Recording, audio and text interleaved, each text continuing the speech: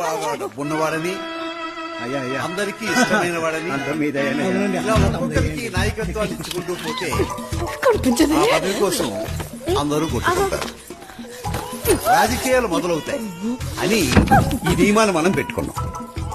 ఇప్పుడు ఆ నియమానికి కట్టుబడి మన సుబ్బరాజు గారి ఒకే ఒక కూతురు అపూర్వను మన గ్రామ పెద్దగా నియమించుకుంటున్నాం. ఇప్పుడు ప్రమాణ స్వీకారం.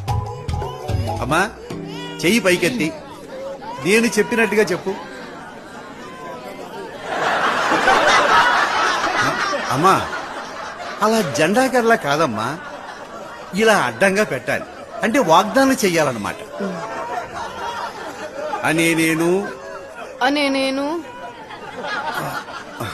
అమ్మ నీ పేరు చెప్పాలి తల్లి. ఇంట్లో టమాటో